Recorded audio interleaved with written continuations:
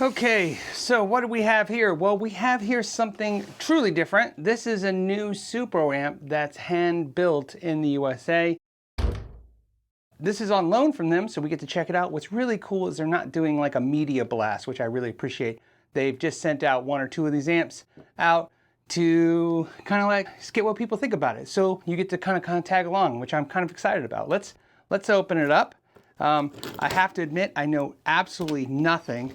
I think they sent me a promo pack, but I chose not to kind of look at it because I wanted some first open box reactions, and then I'll spend some time with the amp, and then we'll do a playthrough and go over some other more details, I should say. Okay, so what do we have? It's big. Let me go ahead. Let's put this down below because it's not a tiny amp, that's for sure.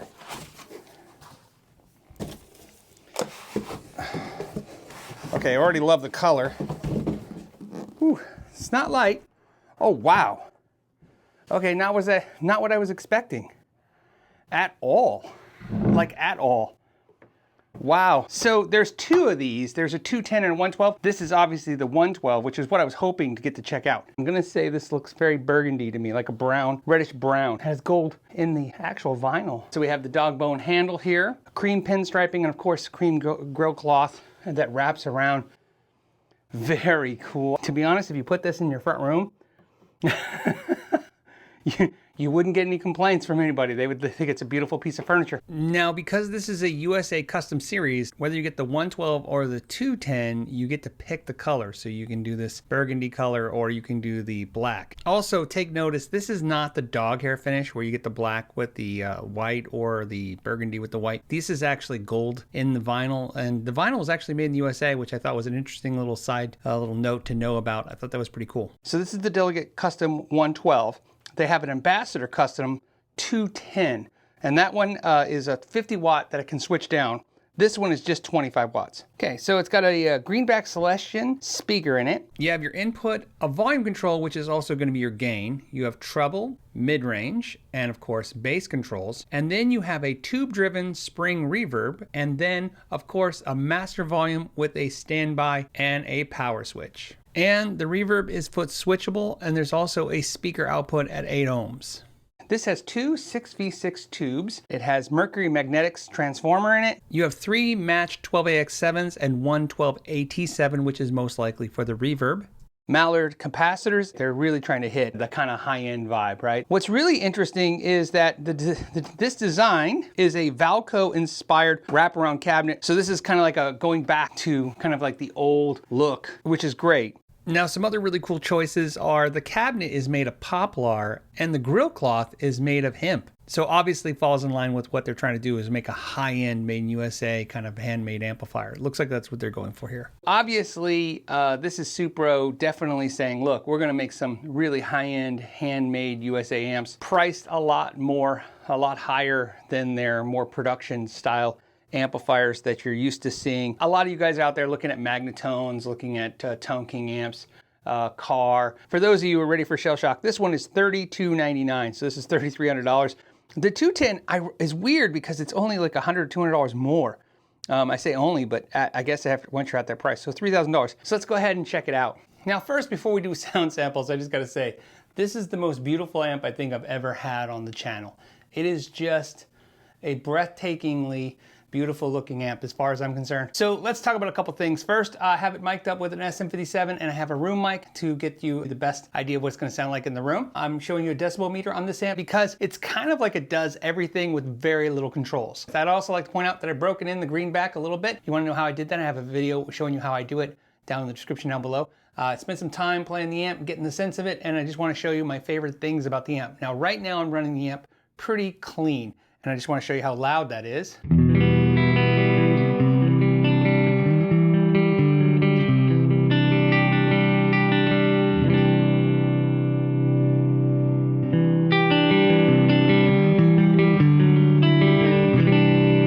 That's about 90. So what you can tell is when you really crank in the amp, because it's 25 watts and it's Class A, it's gonna start breaking a little bit, especially with a big humbucker guitar like this.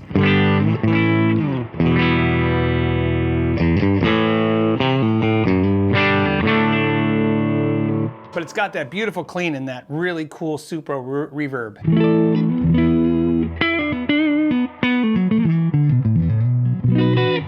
Okay, I'm gonna run a little bit more gain. Here we go, let's try this. Now we're getting closer to 100 decibels. About 90, 95 decibels.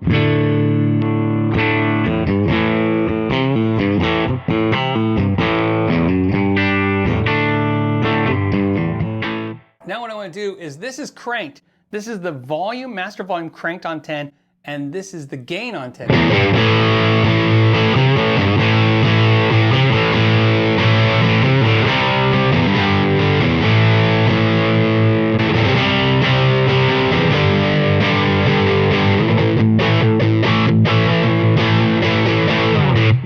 Now, here's what's great. I'm gonna run the master now to 0. Now I'm gonna turn up. This is about 1. That's 1. About 2 or 3.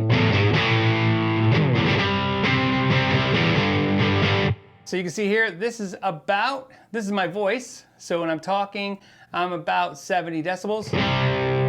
This is about 70.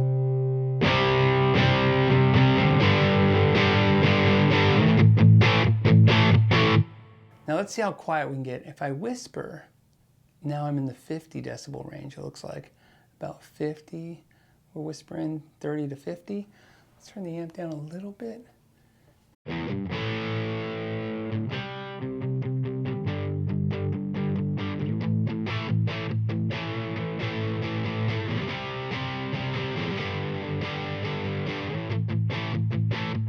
Yeah, so 60, 70 decibels. So again, definitely you could play this in an apartment if you had to. You could definitely play it in a home, obviously. You could play ultra quiet, and there's just really no difference other than now you're not feeling the speaker movement. This thing is really doing something really interesting to me in the room.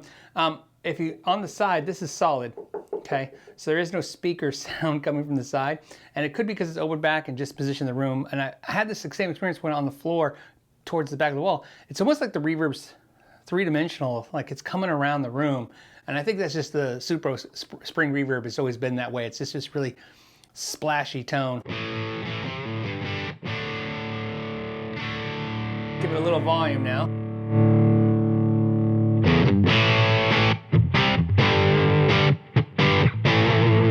So one thing I like is to use the guitar to clean it up. So here's the amp. Got a little bit of gain.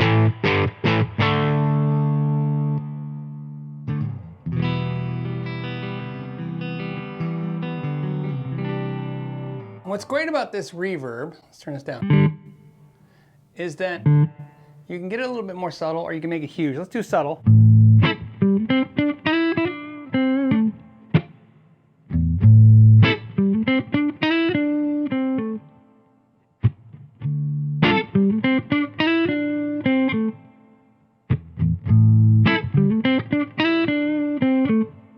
Now let's make it insane. Here we go.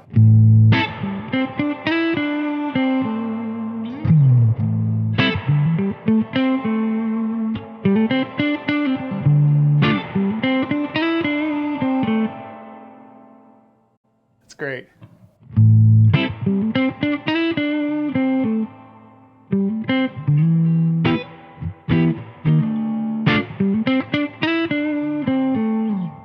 So let's go ahead and go back to clean.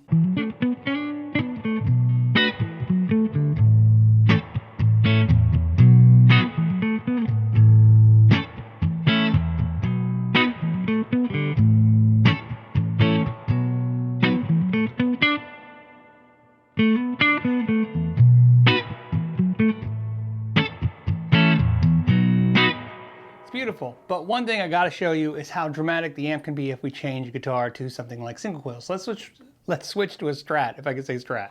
Okay, let's see if the Strat can push the amp into overdrive. Let's go ahead and run the gain at 10, and then I'll back it off. We'll see.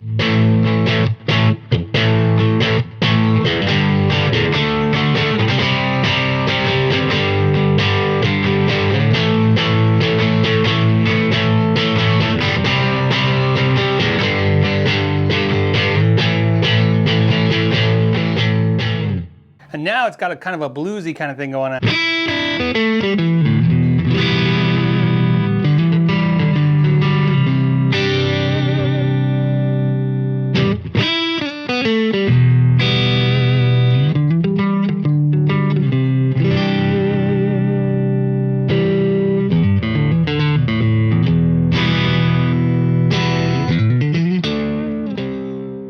Let's run the gain back down.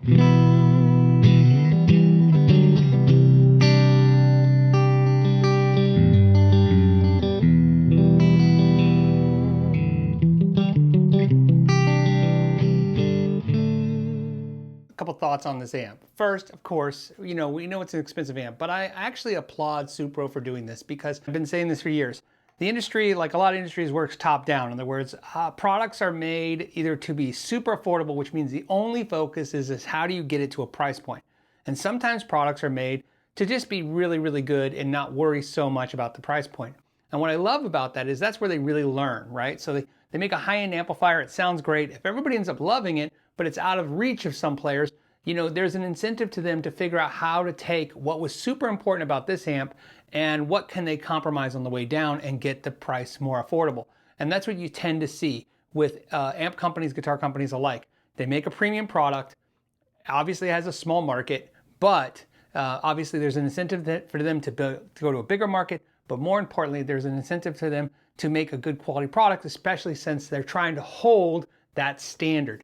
So I think this is a really good idea, especially since there's a lot of players out there that have been wanting a more traditionally handmade, USA-made Supro amp. Supro was an economy brand in the 50s and 60s, but like a lot of economy brands in the 50s and 60s, guitar players, rock players, blues players, they got these amps and made amazing albums, amazing songs.